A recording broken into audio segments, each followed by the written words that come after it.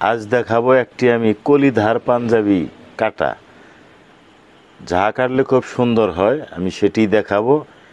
এবং নতুন যারা কলিধার পাঞ্জাবি কাটা শিখতে চান, এটা তাদের জন্য ভিডিওটা। যারা পুরান তারা তো শিখছেনি, নতুনদের জন্য এই ভিডিওটা দেখতে থাকেন।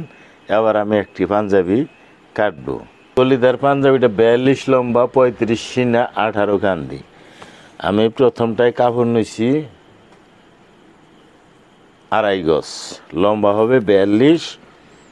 এখানে আমি এই কাপড়টা ভাঁজ করে নিচ্ছি।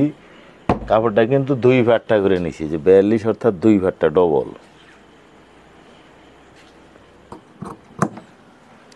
কেটে নিলাম সামনের 2 পাট। এইখান থেকে আমি একটা হবে পিছনে পাট, আরটা হবে সামনে পাট। এইভাবে কাপড়টা সামনের পাটের একটু মার্জিন করে নিচ্ছি। এইখানটায় 3.5 ইঞ্চি নিচে দেব, যেহেতু ব্যান্ড কলার হবে। এবং এইখানটায় আমি 1 ইঞ্চি সামনের পাটটায় বাদা দেব।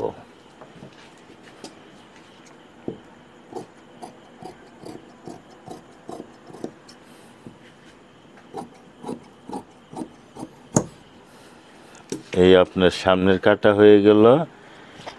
এইখানটায় তো আমি 12.5 ইঞ্চি দিয়ে দেবো কাটাটা, বুকের কাটা। এবং পকেটটা হবে এইখান থেকে 8 ইঞ্চি নিচে।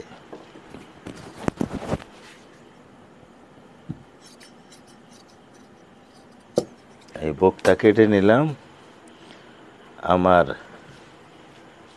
সামনের 2 পার্ট কাটা কমপ্লিট।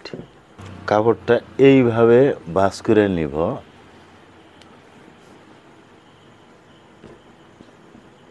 কাপড়টা এইভাবে আমি ভাঁজ করে নেব এবং ফিতাটা মাপদা নিতে হবে। হাতার লম্বা 23, আমি 2 ইঞ্চি বেশি নিতে হবে, অর্থাৎ 23 থাকলে 25 নিতে হবে। 25-এর ডাবল নিয়ে আমি এই 2 পাট্টাটা এরকমভাবে বিছাবো।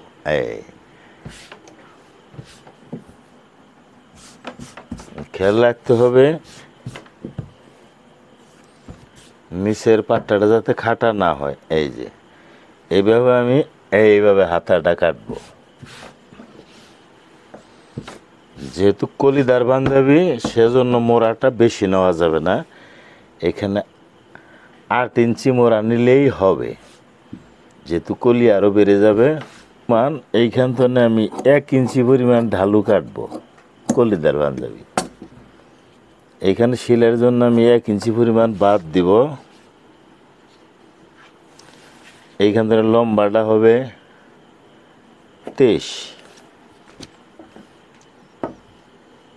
এটা দাগটা নেব, এই 1/2 ইঞ্চির মতো আমি বেশি কাটবো। এবং হাতাটার মোড়া হবে 14/7।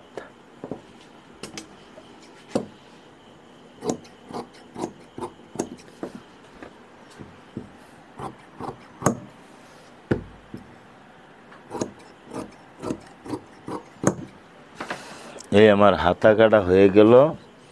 এইখানটায় আমি 1/2 ইঞ্চির মতো চিহ্ন বানাবো, এটা বাড়তি থাকবে এই হাতটা। এখন আমি কাপড়টা এইভাবে ধরে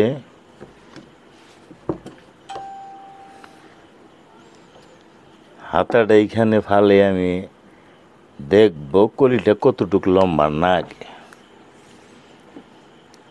এইখান থেকে এই পর্যন্ত 35 ইঞ্চি কলি নিলে আমার হবে। এখন আমি কলিটা কাটবো। থাকছে আমান কাপড়, দেখেন অনেকেই কাপড় কাটে অন্য সাইডের তনে বাইর হয়।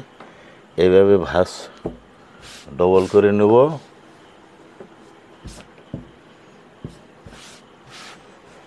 এখন আমার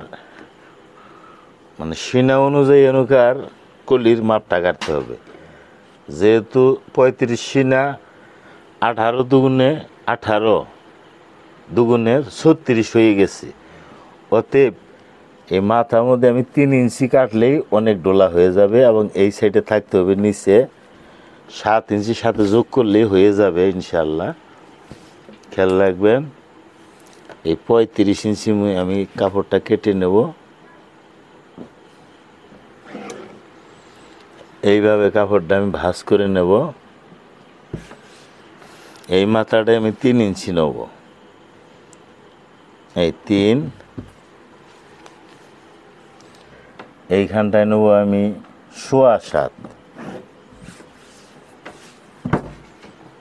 মানে স্বাস্থ্য কম তো যার জন্যে। উল্টাইয়া আবার এইখানটায় এরকম করে দিলেই আমার 4টা কলি হয়ে গেল।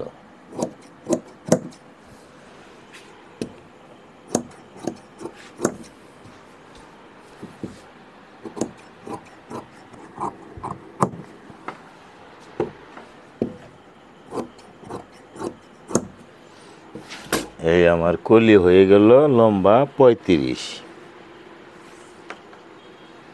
এই 35। এইখানটা মানে 7 ইঞ্চির নিচে আমি পকেটের চিহ্ন বানাবো এবং সাইড পকেটের চিহ্নটা এইখান থেকে মূলত 7,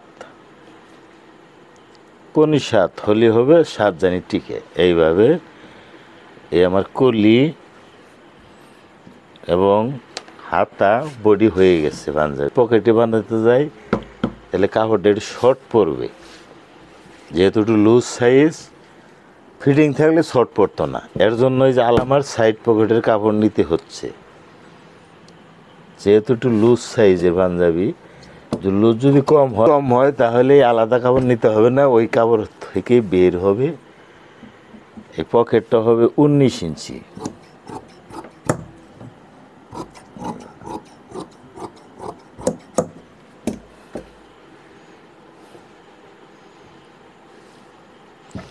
মুখের এইখানটাতে আমি 7 রাখবো, আর এইভাবে 8,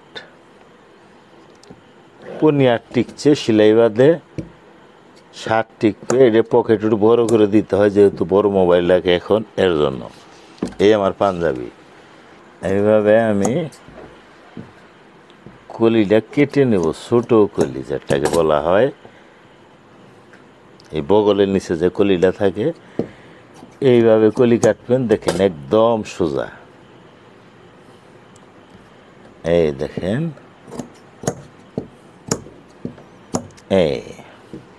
এটা হবে কলি। এই আমার পাঞ্জাবি কাটা হয়ে গেল। এইভাবে যদি আপনি পাঞ্জাবিটা কেটে দেন এবং যদি সেলাই করে কারিগরি সেরকমের পাঞ্জাবি তৈয়ার হবে। আমি মূলত পাঞ্জাবি বানাই একদম একবারে অরিজিনাল পাঞ্জাবি হয়ে যাবে। এটা কারিগরে যদি ভালোভাবে সেলাই করতে পারে অরিজিনাল পাঞ্জাবি হবে। এইভাবে কাটবেন, সুন্দর পাঞ্জাবি হয়ে যাবে। এবং আরও ভিডিও পাইতে আমার সাবস্ক্রাইব করবেন, একটু লাইক শেয়ার দিবেন। ইউটিউব চ্যানেলে অনেক কাটিং পাবেন। ধন্যবাদ সবাইকে।